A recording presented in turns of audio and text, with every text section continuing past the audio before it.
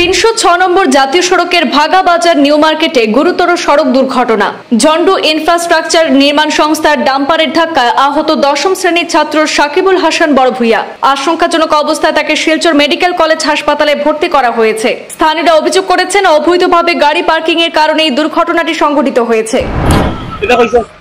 Sir আমি ওটাও বলতে চাই যে টার্নিং লওয়া যায় না স্যার, ওয়ার্কশপের সামনে বেশ খতরনাক হয়ে স্যার গাড়ি মানে সড়কের মাঝে গাড়ি মানে মাটি লইয়া মানে টার্নিং লওয়া যায় না। ওটা কিন্তু বাইক আইলে স্যার দেখা যায় না, গাড়ি ঘোড়া আইলে দেখা যায় না।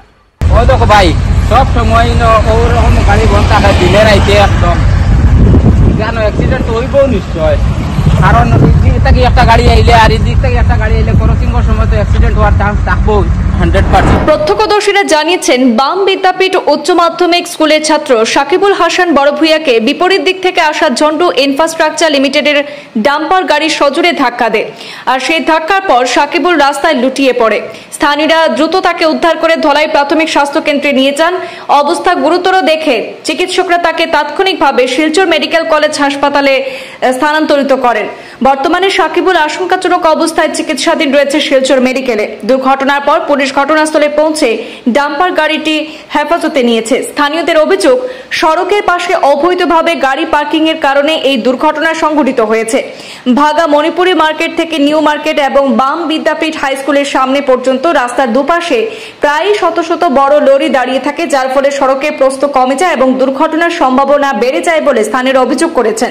তারা উল্লেখ করেছেন, এই অবৈধ পার্কিং এবং নির্মাণ সামগ্রী রাস্তার উপর ফেলার বিষয়ে তারা একাধিকবার সমজেলা আয়ুক্ত, সিডি, এসপি এবং ধলাই থানার ভারপ্রাপ্ত কর্মকর্তাদের স্মারকলিপি দিয়েও কোনো কার্যকর পদক্ষেপ পাননি বলে অভিযোগ করেছেন। প্রশাসনের এই নিষ্ক্রিয়তায় স্থানীয়দের মধ্যে চরম ক্ষোভ দেখা দিয়েছে।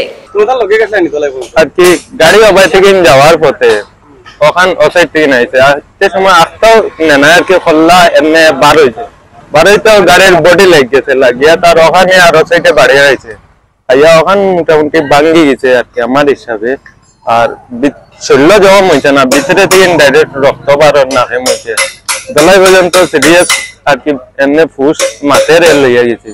দলাই দিয়ালে আর কি ম্যাডামে দেখছেন, দেখিয়া কইছেন মেডিকেল লইয়া যাও কি ইমার্জেন্সি, এতবার আর কি তার বেশ হইয়া আছে, বাদে তারে অন্য মেডিকেল গাড়ি তুলিয়ে দিয়ে আমরা আইছি। আচ্ছা, যে সময় অ্যাক্সিডেন্ট হইছে তখন এই সাইডে কেমন গাড়ি বন্ধ? এই সাইডে পুরা সিরিয়াল আসলো গাড়ি, পুরা সিরিয়াল বাকি সব বাকি গেছে আর কি না। এনি টাইম গাড়ি থাকে, বেজান না করে এর বাদেও গাড়ি থাকে, কন্টিনিউ গাড়ি থাকে। ভাগা বাজার, দোলাই বাজার রাস্তার দিকদারিটা কোনোদিন ঠিক হইতো না।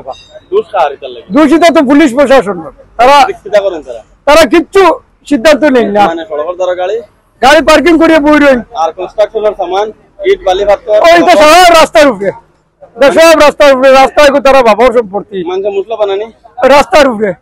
আর জন্টু কনস্ট্রাকশনের ড্রেন বানাইয়া এটা জয়িতা খানা হইছে, এটা রাস্তার উপরে, সব রাস্তার উপরে, মেইন রাস্তার উপরে আমরা চলাচল একদম অসম্ভব। তুমি কিটা দেখছো কোসেন? এই সাইডে তো গাড়ি বন্ধ আসলো, সব সময় বন্ধ থাকে, সব সময় বন্ধ থাকে। গাড়িতে তারও আবার ঠিক আছে, আর অটো যাওয়া ঠিক আছে, কিন্তু ছেলেও অটোর সামনে মনে করে বুয়াত আসলো। যতটুকু আমার সম্ভব হতো, আমার দোকান থেকে আমি জাস্ট খালি আসলো, মানে আটি আসলো নি অটো তার মানে এখান দেখছো না, মানে এখান এমনি ক্লিয়ার করে কইতে পারে না, আটি ক্লিয়ার করে কওয়া যায় না। খালি যে রাস্তা চাও নুনি আমরা দৌড় দিয়ে আইছি। আচ্ছা, আইয়া বাচ্চা করে তুলি আমার বাইক না করে দিয়ে আমি কইছি লইয়া যাও হসপিটাল। কেমন জখম দেখছো? জখম তো খালি মাথার যাচ্ছে, মাথার যাচ্ছে, অত তোরা রক্তও ভরছে কেন, আর কিছু হইছে না। বাদে আমরা ড্রাইভারটা কইছি তুই যা রে বা লগ, আমার বাইক না আরো করে দিয়ে আমি স্কুটি দিয়ে ফাটাইয়ে দিছি ড্রাইভারটা দিয়ে, আর আমার বাইক না আরো একটা দিয়ে কইলে একটা লইয়া গেছে কি লগে লগে, আরে বাদে আর একটা বাইক না দিয়ে আমি ফাটাইয়ে দিতে কইছি তুই যা লগে ড্রাইভারটা লইয়া।